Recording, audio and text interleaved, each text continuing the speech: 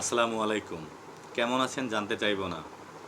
কারণ আমাদের মুসলিম উম্মার খুব খারাপ সময় যাচ্ছে। বিশেষ করে ফিলিস্তিনি আমাদের ভাই-বোন, ছোট্ট, ছোট্ট শিশু, হসপিটালের রোগী, শিশু, বৃদ্ধ কেউ এই মৃত্যু কবল থেকে মুক্তি পাচ্ছে না। তারা অর্থাৎ ইসরাইল এবং তার বন্ধু রাষ্ট্রগুলো যে হত্যাযজ্ঞ চালাচ্ছে ফিলিস্তিনের নিরীহ মানুষের উপরে, তাতে শুধু ফিলিস্তিনি যে ঝুঁকিপূর্ণ তা কিন্তু নয়। ফিলিস্তিনকে যখন আঘাত করা তাদের শেষ হয়ে যাবে, ফিলিস্তিন যখন শেষ হয়ে যাবে তাদের চিন্তাধারা, তখন কিন্তু তারা পাশের দেশগুলোকে ধরবে। অতএব যদি কেউ মনে করে থাকে যে ফিলিস্তিনি তাদের টার্গেট, ফিলিস্তিন নিধন করতে পারলে তারা আর এই ধ্বংসযজ্ঞ চালাবে না বা এই হত্যাকাণ্ড চালাবে না, তাহলে এটা কিন্তু তাদের একদম টোটাল একটা ভুল ধারণা থাকবে। ঠিক আছে, তারা চাচ্ছে বিশ্ব শাসন করতে, বিশ্বের মোড়ল হতে। আর বিশ্ব মোড়ল আমেরিকাকে সাথে নিয়ে তারা এই হত্যাযজ্ঞগুলো চালাচ্ছে, নিকৃষ্ট বর্বর এই হামলা, এই নৃশংস হত্যাকাণ্ডগুলো করছে। যাই হোক, আজকের টপিকটা এই বিষয় নিয়ে নয়। আমি একটা ভিন্ন কথা বলার জন্য আজকে ভিডিওটা আপলোড করব।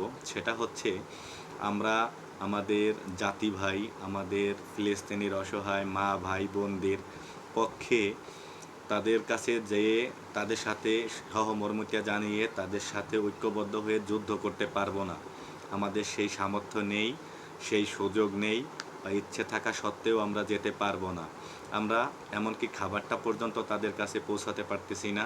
আমাদের সংগ্রহে থাকা বা বিভিন্ন সোশ্যাল মিডিয়ার বিভিন্ন প্ল্যাটফর্মে বিভিন্নভাবে বিভিন্ন মানুষের এনজিওর কাছে জামা কাপড় এবং খাবার পড়ে রয়েছে, কিন্তু তারা সেখানে পৌঁছাতে পারতেছে না।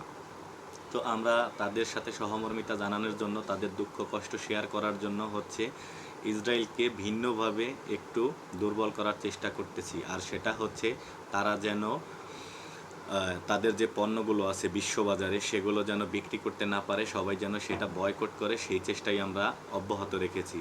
বিশ্বের সাথে তাল মিলিয়ে আমাদের বাংলাদেশেও সেটা প্রচণ্ড আকারে এটা কার্যক্রম চলতেছে, আমরা বয়কট করতেছি। কিন্তু কিছু কিছু কন্টেন্ট ক্রিয়েটর এবং কিছু কিছু মানুষ আছে যারা এই কি বলে স্রোতে না ভাসাচ্ছে, গা ভাসাচ্ছে।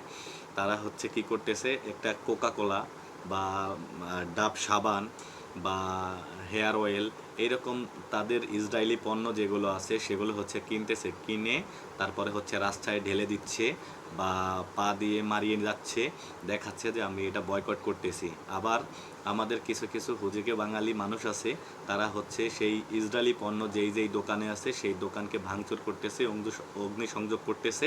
আবার সেখান থেকে হরি লুট করতেছে, মনে হচ্ছে সে যেন কিনে ওই জায়গায় রেখে আসছে, সেটাকে লুট করতেছে। ভাই, যদি চুরি করার ইচ্ছা থাকে তাহলে এই ইসলামকে সামনে রেখে, মুসলিমকে সামনে রেখে কেন চুরি আপনি এমনিতেই করতে যান? আপনার যে অপরাধ করবেন সে অপরাধের সাজা আপনি ভোগ করবেন। কিন্তু এই মুসলমানের টুপি, পাঞ্জাবি, দাড়ি এগুলোকে কেন সামনে আনতেছেন? মুসলিম কি জঙ্গি নাকি? যাই হোক, এই দুইটা টপিক নিয়ে আজকে কথা বলবো। সেটা একটা আপনি যে পণ্যটা কিনে সেটাকে নষ্ট করতেছেন, সেক্ষেত্রে তাদের কিন্তু এই জায়গায় কোনো লস হচ্ছে না। অর্থাৎ ইসরায়েলের এই পণ্য নষ্ট করার ফলে তাদের কোনো লস হচ্ছে না ব্যবসায়িকভাবে। কারণ তারা একটা ব্যবসা প্রতিষ্ঠানের কাছে, ডিলারের কাছে বিক্রি করেছে। সেই বিক্রয়ের পরবর্তীতে আপনি একটা লভ্যাংশ তাকে দিয়ে তারপরে সেই পণ্যটা আপনি ক্রয় করেছেন। এক্ষেত্রে তাদের কোম্পানি বা ইসরায়েলের কোনো লস হচ্ছে না, লস হচ্ছে শুধুমাত্র আপনার।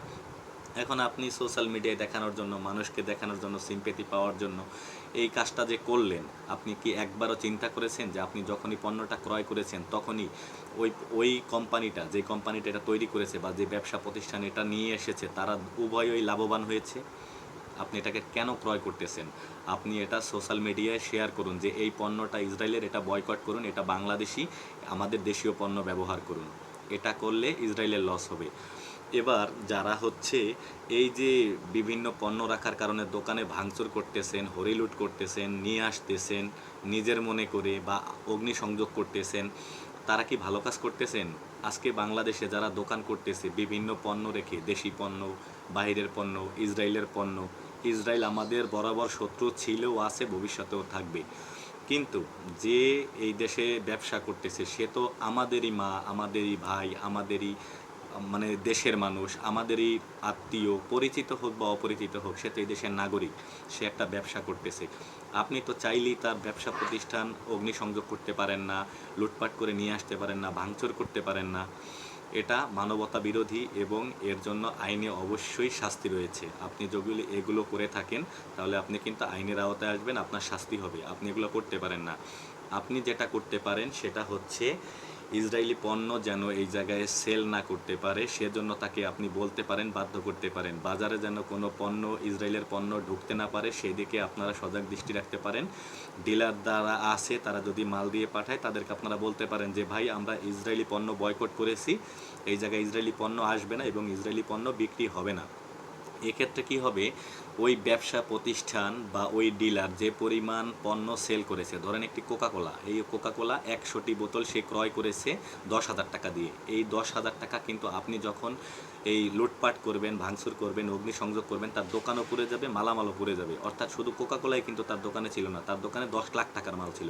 আপনি 10,000 টাকার ক্ষতি করতে গিয়ে 10 লাখ টাকার ক্ষতি করে ফেলছেন। এক্ষেত্রে আপনার বিরুদ্ধে কিন্তু অবশ্যই মামলা হবে। আপনি এই কাজটা করতে যাবেন না। আপনি তাদেরকে বলেন বয়কট, তারা হচ্ছে ওই মালটা দোকানে যখন চলবে না তখন এক্সপায়ার ডেট হবে, বা ওই মালটা যখন চলবে না, কেউ খাবে না, বয়কট করবে, তখন এই মালটা তারা তার ডিলারকে দিবে, ডিলার তার কোম্পানিকে দিবে। এতে করে আমাদের যে ব্যবসায়ী ভাই বোনরা আছে তারাও লস হবে না, তাদেরও লস হবে না। আর আমাদের যে বয়কটের যে পরিকল্পনা বা আমাদের যে নীরব বিদ্রোহ, যে নীরব আন্দোলন সোশ্যাল মিডিয়া এবং আমাদের বাস্তব জীবনে, সেটা কিন্তু প্রপারলি কার্যকর হবে। এক্ষেত্রে আপনি আইনের আওতায়ও আসবেন না, কোনো আইনের কোনো অপরাধজনিত কোনো কাজও করবেন না। অতএব নিজের ক্ষতি করবেন না, দেশের মানুষের ক্ষতি করবেন না, অর্থের ক্ষতি করবেন না।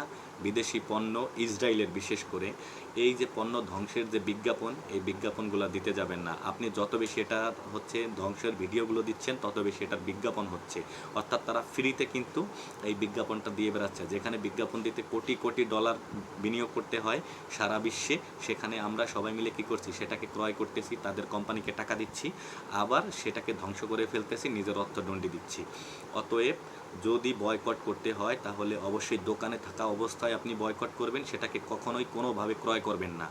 আর সেকেন্ড কথা হচ্ছে, আপনি কখনোই অন্যের দোকানে গিয়ে ভাঙচুর, লুটপাট এবং অগ্নিসংযোগ করবেন না। এতে আমাদের দেশের মানুষের ক্ষতি হবে, আমাদের পরিচিত অপরিচিত ভাই বোনদেরই ক্ষতি হবে।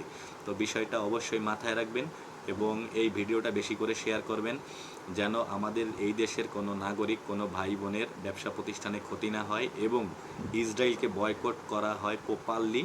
আর এই দেশে যেন ইসরায়েলের পণ্য বিক্রি না হয়, সেই সুবাদে মানুষ যেন বেশি বেশি দেখতে পারে। তাই এটা বেশি মানুষের কাছে পৌঁছানোর জন্য অবশ্যই ভাই ভিডিওটা শেয়ার করবেন। তো ভালো থাকবেন। আর ফ্রি ফিলিস্তাইন, বয়কট ইসরায়েল, নারায়ে তাকবীর, আল্লাহু আকবার, আসসালামু আলাইকুম।